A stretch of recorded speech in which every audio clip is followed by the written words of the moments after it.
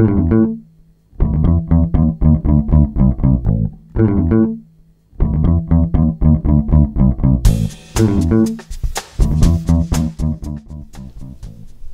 and welcome back. This is Rob's Feed Today, episode number 63, and I'm Rob Shendo. And friends, it is red hot. Earlier this week, I was looking at a map of the United States, and I was struck by red everywhere on the map. With the exception of maybe Minnesota and the Dakotas, every state had temperatures, heat indices of the 100-degree range. Where are those right-wingers who say that global warming is a farce? Now, they're silent. Maybe you're a college student living in a dorm. Maybe you just live in a small studio apartment. What you need to do is get over to dormco.com/Rob. Once you're there, you'll find all kinds of items specifically designed for folks living in small spaces. That's dormco.com/Rob. I've been told that I look good in red, so I decided I would, being that it's red hot out here in Chicago these days, I would wear red today for this podcast episode. And right now, just looked, and the temperature is 91 degrees. It does sound to me like climate change is in effect. My hometown of Milwaukee has really suffered, had the second greatest rainfall amount in a 24-hour period in history just yesterday. Today is Friday, the 23rd of July. And yesterday, I had relatives calling me. They called me and said, "I'm surprised you're not I wasn't on the horn calling back and forth, checking to see that everybody was all right." What an intersection that. I'm no stranger to this giant SUV, this Cadillac Escalade, sunk. The pavement gave way underneath it, and a traffic signal light. That's what. Got to see those pictures if you haven't, and they're everywhere on the internet, so I don't have to go and provide them for you.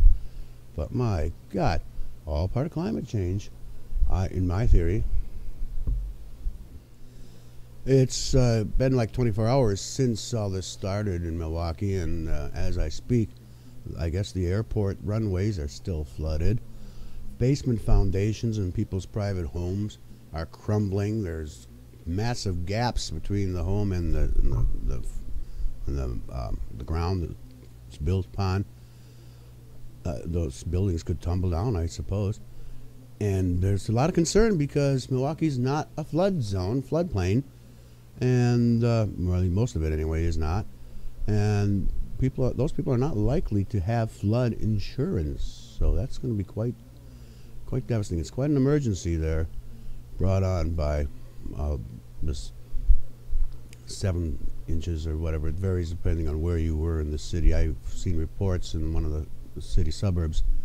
Shorewood had 11 point something inches of rain in that 24-hour period. So my thoughts are with all my friends and family up there. On a totally different topic, I want to tell you about my little neighborhood here in Chicago, which has all these advantages, but a few disadvantages. And one of the disadvantages is sometimes a simple place like a Target store is not accessible.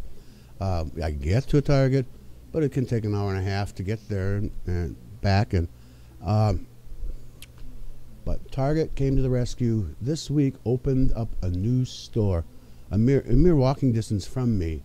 Although if I'm carrying a bunch of merchandise from Target, I'm going to need to take the bus or a cab or something back. However, I was there within the first 24 hours of the store having opened. And I can't believe how stupid people can be. This is a 2-level department store, so you take the escalator up and down between levels, of course. And but you have a cart. You fill your shopping cart with your wares before checking out. And they have this device that takes the carts up and down, so you don't have to. You put it in this thing, takes your cart down safely. You take the moving stairs down. Some stupid woman doesn't follow that, puts the cart on the escalator that the people take. The cart goes tumbling down, knocking over like bowling pins the people who are on the already on the escalator in front of her, hurting them and ruining like there were eggs and things that had been in that shopping cart that were smashed, and all because some idiot, I'm gonna say fucking woman, just no sense in doing this. I could not believe. I've never seen anything like that. I couldn't believe people can be so stupid, but here it was. I did not witness it. I only heard the commotion after the incident happened and went over there, but I can't believe. And I only wish, although the people that were below her on the escalator were not happy and were rubbing their thighs. They may have been injured. Could have been seriously injured. One of them was complaining that she had these $100 shoes on that were new, now were probably ruined, because this stupidity.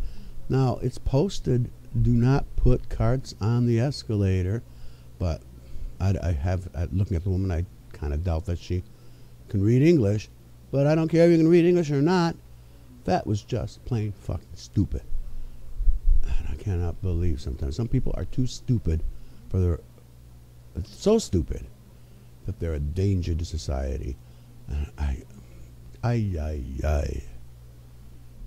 But a couple things I really did like about this Target, and this is not a commercial for Target, it's just the way because it's been a while since I've been in one, and a massive grocery department there, and so many of the things that I normally purchase regularly at the grocery store, I now can buy for less at the Target store.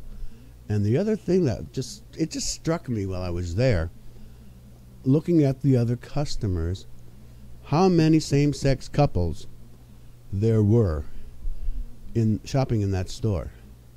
It was like, my God, it's as pretty a place to be as a gay bar would be. And even the woman who helped me in one of the departments there, my gaydar was up. She was obviously the lesbian persuasion. We didn't discuss it. There was no need. I don't know if she could tell that I was or not, but it was just so cool and a very comfortable atmosphere. I was among friends and one stupid bitch lady. This is a pretty big news week for gay issues. Don't ask, don't tell. Lieutenant Dan Choi, who publicly came out on the Rachel Maddow show, I think about 18 months ago. Well, the military finally fired him. He's got an honorable discharge, but well, that wasn't the biggest story, though. The financial reform package that was passed and signed into law by President Obama, the neatest thing about that is that it creates like a czar over consumer protection. That's a big story, but that was not the biggest story. The biggest story was the Obama administration's Department of Agriculture demanding the resignation of one Shirley Sherrod because she had spoken about not providing the full service that she could to a white farmer back 25 years ago. That was a smear campaign. That's not what she said at all. And one of the cable news networks went with it, publicized it, smeared her, and the administration reacting wrong, fired her. Well, when I come back next week, I'm going to hear my thoughts about this. Someone on Facebook told me, it's a free speech issue. No, it's not. And having said that, I look forward to seeing you next week. You'll hear me talk about what is journalism, what is free speech. But until then, thanks for stopping by. That's all I'm going to say.